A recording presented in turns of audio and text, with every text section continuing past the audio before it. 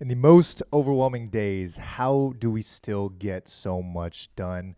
And how do we stay calm so those things that we're getting done can be executed properly? That is the question we're asking today and we're answering today. And it's being answered through our 4 years of experience as partners, but also Andrew's 10 years of being in this business and my 6 years of being an entrepreneur. So we're going to dive in, and by the end of today's show, you're going to have a idea, some clear understanding, some writer-downers, some takeaways of ways that even in your most overwhelming days, how you can still get a lot done, be productive, and not be stressed the heck out nonstop. So welcome in, everybody. Type in the chat where you are tuning in from.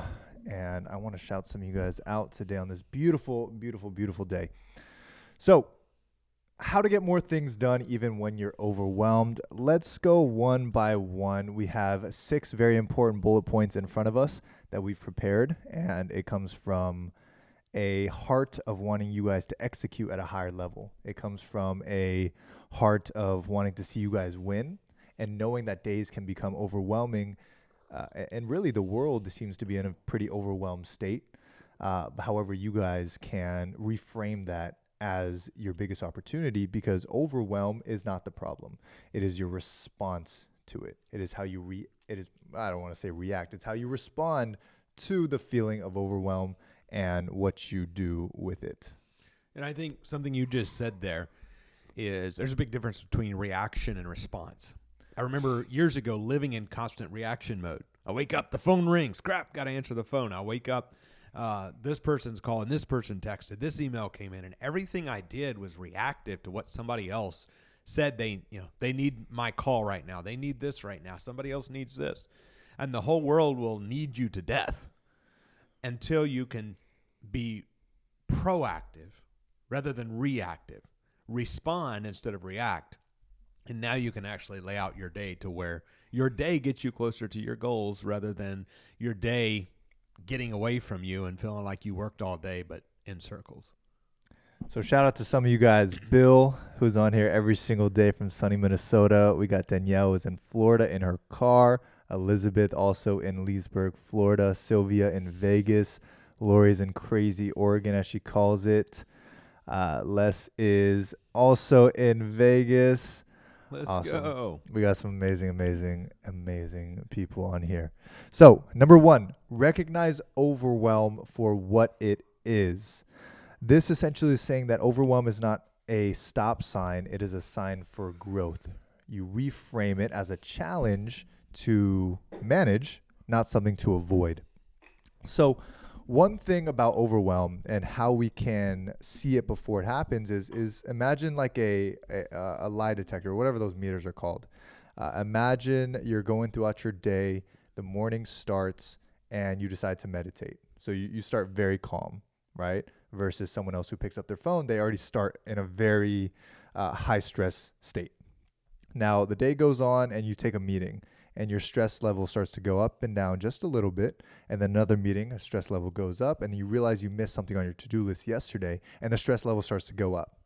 It is in that moment before or during the second meeting that you catch yourself and realize that overwhelm is kicking in.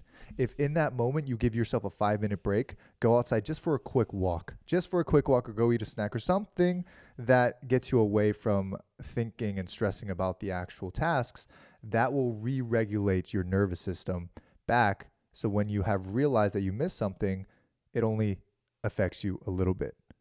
But what most people do is meeting after meeting after meeting after meeting, your stress level's up, up, up, up, up, up. And by the time you realize it, it's already too messed up The boat's already to rocking. take back. The boat has already rocked so much, and it's going to take about 2-3 hours to calm down. So you might as well catch it in the very beginning before it's all rocked up out of shape. That's good advice. And I think as you can quickly pinpoint where that's coming from and shift your perspective of that thing, because the stressful phone calls will still come. Yep. If you're in business, there'll still be a client. There'll still be a call. There'll still be, if you're a landlord, there'll still be a tenant. There'll be always something you have to call, you have to handle, you have to take care of, a team member, a family member who needs something. But it's not letting that rock your boat. It's knowing I'm going to handle this next challenge one at a time. 100%. So ask yourself, where's my overwhelm level? And that's what I do. I don't like calling it overwhelm. I just say what is my current level. I know that for myself what that means, and I'll catch myself. Andrew will see it all the time where I'll get past an overwhelm level and I'm just like, screw it, I'm already overwhelmed. Let's just work in this state.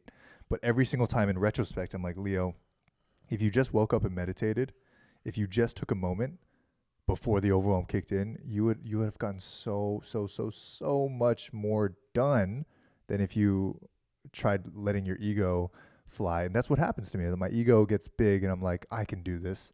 Yeah. Like, and I get pissed off and I'm like, I'm just going to keep working. Right. And same thing happens to you, Andrew. Is like, you're already at that point, and I don't want to call it our egos, but our egos are too big to take a nap for 10 minutes. Right. Well, that's a good point, because so many times we get in the flow, we get to working, we get to handling things, we get to knocking things out.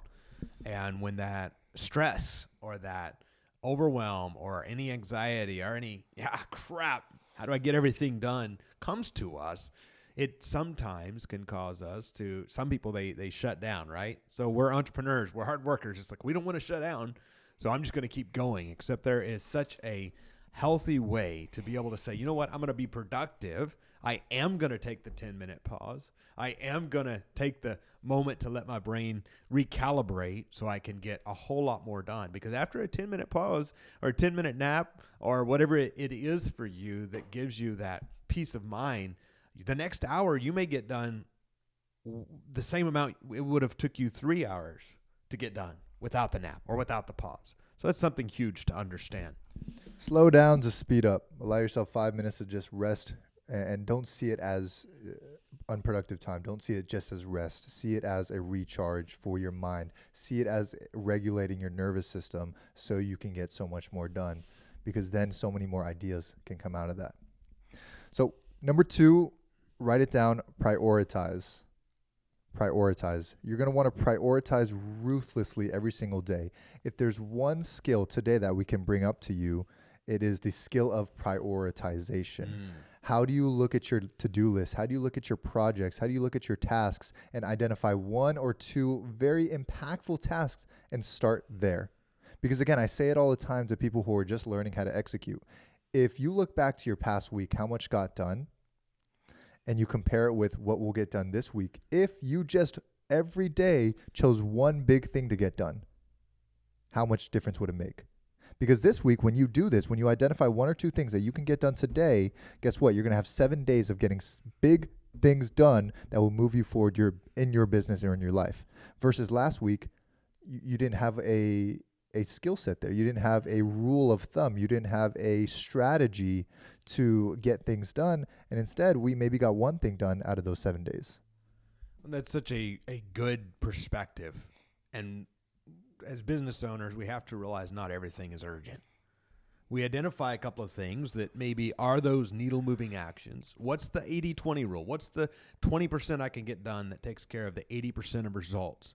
What's the revenue goal that I can make sure I'm moving toward?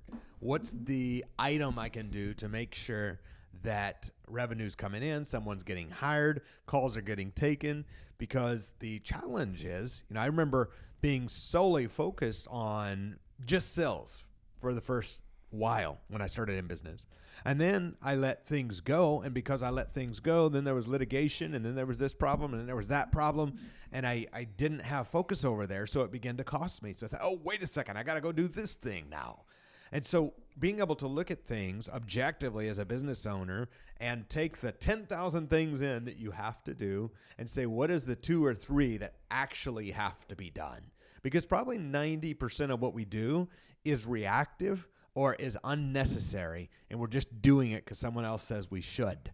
And in reality, there's only a couple or 3 or 4 items that we're doing that are actually moving the needle forward. I love that. You were saying 80-20, and I looked something up, a couple examples of 80-20 for entrepreneurs.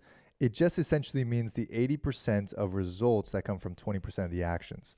For example, 80% of revenue comes from 20% of your clients.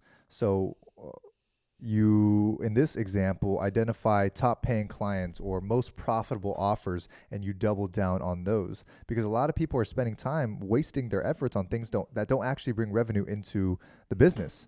Same thing. Number two, 80% of business growth comes from 20% of marketing efforts. You might be putting so much time into PR or so much time into a specific marketing strategy that isn't actually bringing any revenue in, isn't actually bringing any leads in. But with referrals or with social media, that's where all of your clients come in. So that is the 20% of marketing efforts. What if you just spent more time on those? That is what prioritization is, but it's a skill of filtering. It's a skill of looking at the puzzle pieces in front of you and saying, this is the one I need to work on, because that is where most of the that's where most of the benefit, that's where most of the revenue, that's where most of the sales, that's where most of the results come from. That is the 80-20 rule. It's the Pareto's principle. Type in the chat the Pareto's principle. Look it up, research it, watch some more videos on it. And it's going to make so much more sense as you go. Number 3, type it in the chat. Take action. Take action. What does that mean? Look at these things. Sometimes it's like, my gosh, I want to make $100,000. I need to hit this goal. I want to get 25 new customers. That's awesome to have goals. But what is the small action step that I could take today that will move that needle forward?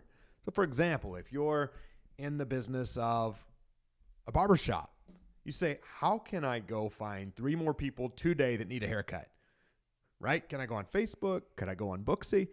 If you're in the business of real estate, you go, how could I find 3 more people today with houses for sale? How could I go on Facebook Marketplace? How could I go on a Facebook group? How could I go on Zillow? How could I do something that causes me to find some people that have houses for sale? What's this small next step?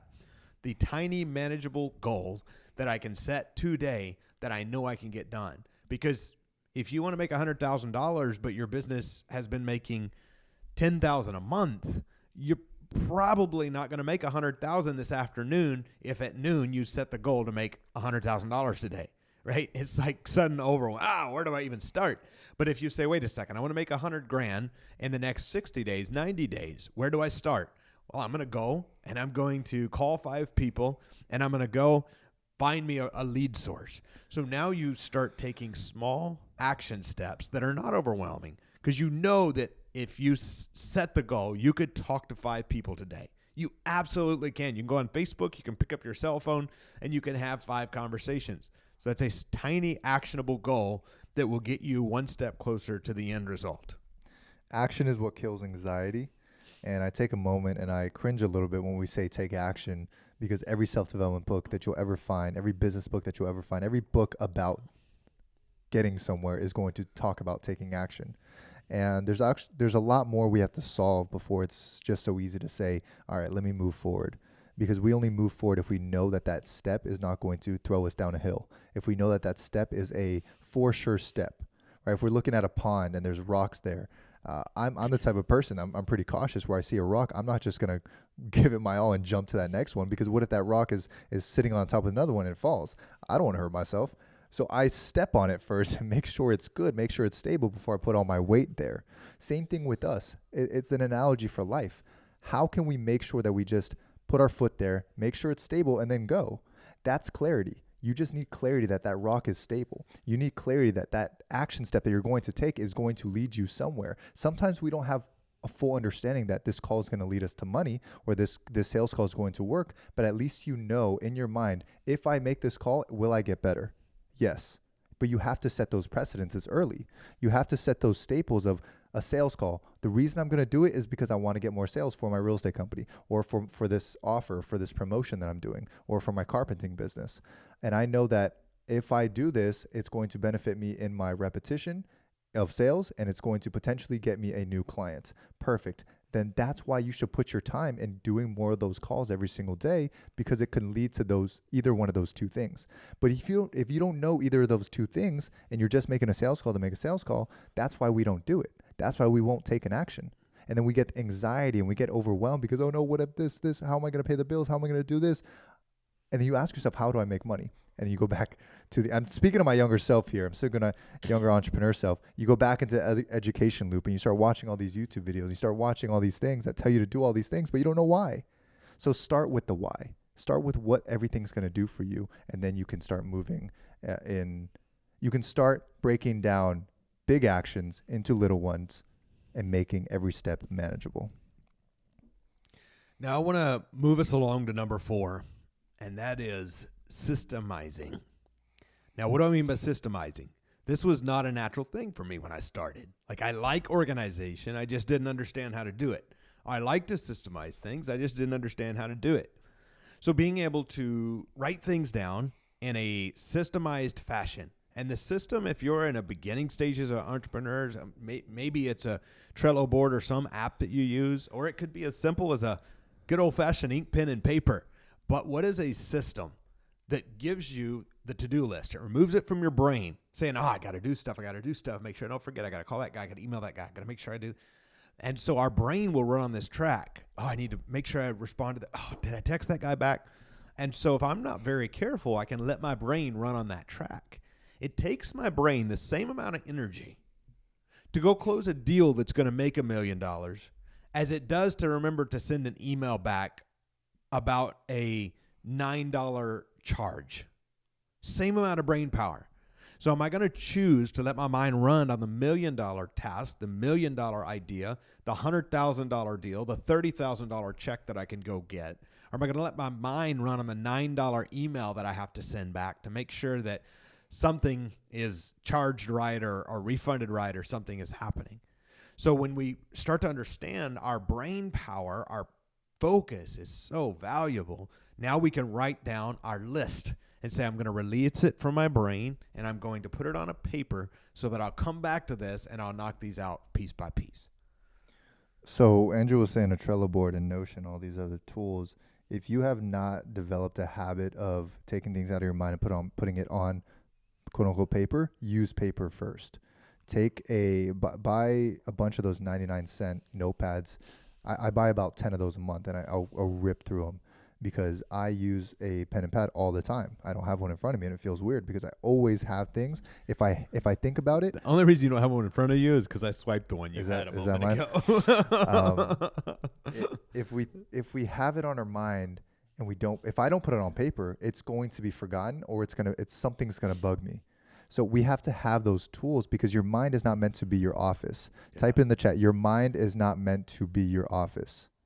So utilize a simple task, a simple tool like a notepad to write down all your thoughts, write down all the things you got to do, and then cross them out once you get them done. That's the start. And then as you start to develop over time, over months, then you can start to use your calendar fully. Me and Andrew both, if you look at our calendars, we have it all down, everything right here in front of us. Let me see if I can show it. This is one part of our calendar, which is just absolutely everything I have to do today, or I get to do today, but it's all on here. So right now it is the 14th, and I have the live show here, and then we have filming, we have lunch, and then we have meetings back to back. But because we have it there, we know everything is going to get done. We know all of our non-negotiables from our sleep all the way to the time we wake up. We have our time to eat, so we never can sit down and say we didn't eat. We have all the times that we're supposed to knock out specific tasks. And my desire for you guys is you create a system, whether it's pen and paper, or you just directly go onto this calendar and start, I say it like this, becoming a slave to your calendar. Right? Because if it's not on your calendar, it's not going to get done. If it is on your calendar, you make sure to get it done. So, guys, this would be a game changer. This was a game changer for me. What's some other things that we should be thinking about to make sure that we're dealing with overwhelm properly? We have number 5. Type in the chat, protect your energy. Protect your energy. This should be a whole episode in and of itself. But we live in a spiritual world, right, where there's so many different things going on. There's positive energy, there's negative energy. There's so much that we can take in. However, overwhelm is often a mental game. Sometimes we feel it in our body, right, because it transfers from the mental into the physical. So what you're going to want to do is protect that energy so much and see how much energy you have. The sooner you realize your social battery, your overall energy that you have, your energy tank, and you know those things to a T, is the sooner you're going to get to your edge. Now you say, Leo, what the heck is your edge? What your edge is, it's to the point of work that you can get to before you break down.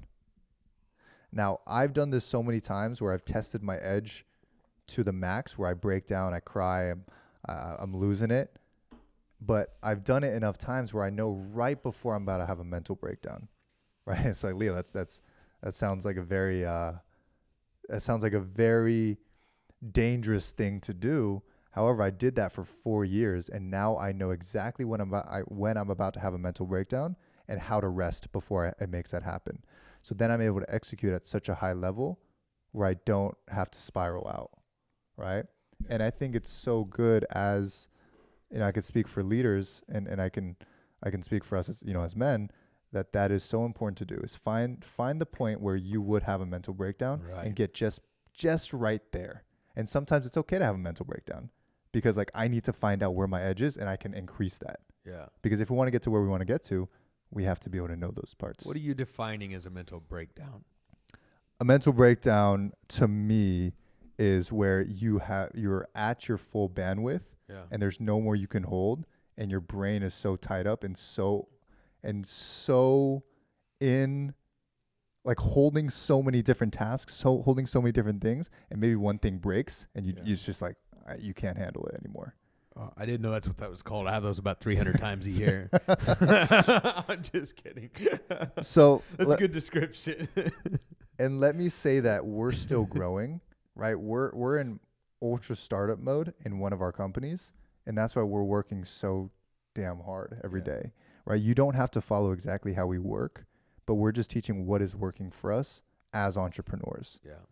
And some people might say, Leo, that's so unhealthy. You should never have a mental breakdown. Then you should never run a business, because we have every successful business owner that we know has had to go through those moments. So my advice for you guys is to find your edge. Work so hard in the next 90 days where you exhaust yourself. And again, this some people are like, I don't like this advice. I don't care. For the next 90 days, work as hard as you can. Find your edge. Get to a point where you're like, okay, that was my edge. Because we really, as human beings, only use our bodies, only use our minds to about 20% capacity, or 30% capacity. Yeah. Imagine if you just went to 90%, how much more you would get done. And then you even know what your edge is. Just don't go beyond that point then. Yeah. Well, I think it's a powerful thing as humans. We can do so much more than we think we can. You read stories about people who have experienced horrible pain, lost a limb, bad things happen, loss of blood.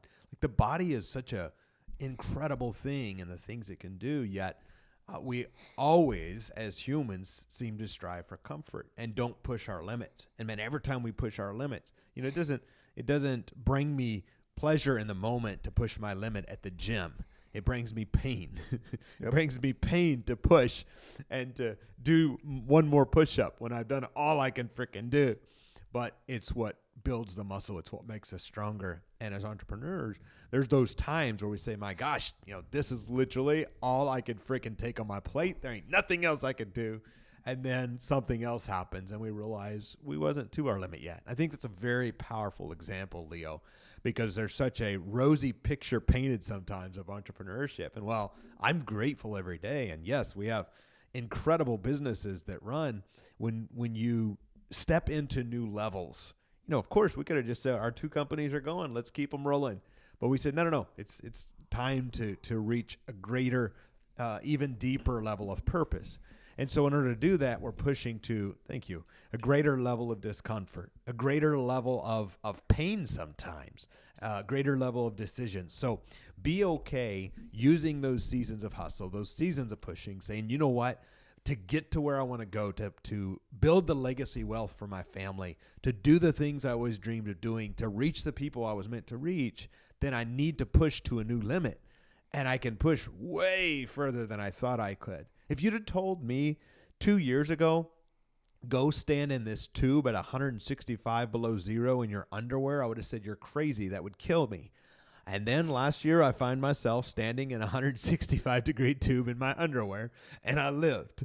And we went in Louisville, right? And Is this cryotherapy? cryotherapy. I was like, what are you talking about? And so we're doing cryotherapy. We're standing in this tube. It's freezing cold, 165 below zero. And all of this is happening except the body says, wait a second, it's cold. I'm going to keep you warm. And so these incredible things happen in our mind when we start to push past new limits.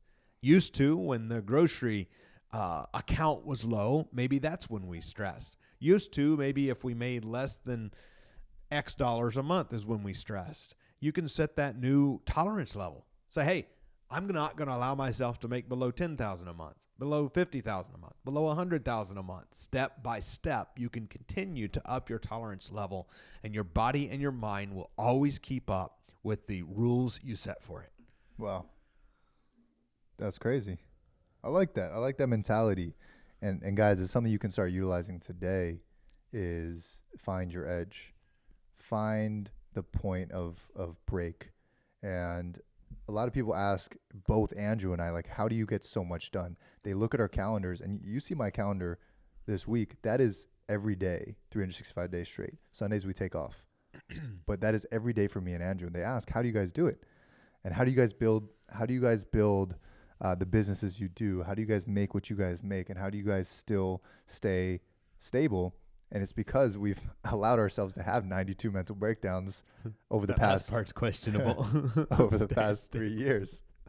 But we love it. And here's the thing. We would not tell you to do this without taking breaks. Yeah, That's true. Take time off, right? Me and Andrew are going to go on probably a 6-day hiatus. We're still going to work, but we're going to take 6 days off where we're going to just allow our minds to heal, allow our minds to understand what has happened over the past 2 months, right? Last vacation we had was 2 months ago.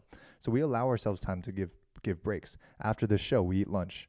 For 30 minutes, we just chat, we just eat, we do nothing else, and that allows us to rest so we can get back on 4 hours of meetings. So you understand your edge, understand how much you can do, but then create the breaks. But while you're doing it, create the breaks too. It's just a study. It's a constant study of yourself. We can't give you the perfect roadmap, but I will say, if you do want to build something great, if you do want to build a great business, you want to achieve the 1 year, 3 year, 10-year visions for yourself in terms of a business, then you're going to have to push to the edge. And it helps a lot more when you find other people who are doing the same thing. Absolutely. I think that's the real secret sauce for me. I know for building the business for so many years, feeling alone, that is where it became overwhelming to me. It became a business that I grew to nearly hate in moments. And I just did it because I didn't know what else to do, and it was a survival mode. I will say one thing, Andrew. I've noticed over the past 2 months for myself is that my faith has grown so much. Yeah. And it kind of shocked my mind like a second ago. And I was like, you got to talk about that. Because I'm so used to teaching it this way of push to your edge. Yeah. And I do believe that you have to do that. Sure. And I think if we add this part in, because over the past 2 months, you have seen a lot more calm from me. And it's because when I pray, I've been able to reflect on scripture and know that we're not supposed to be overwhelmed. Yeah. Right. So I never want to put someone through overwhelm knowing that we're not supposed to. That's a good point. We can push ourselves, but if each time we have faith in God, knowing that he's got us covered, then there's no reason to hold those things. Right. And I've been learning to release it more. I still work so hard, but I release it by the end of the day. And even in the moments, I'm like, God's got it.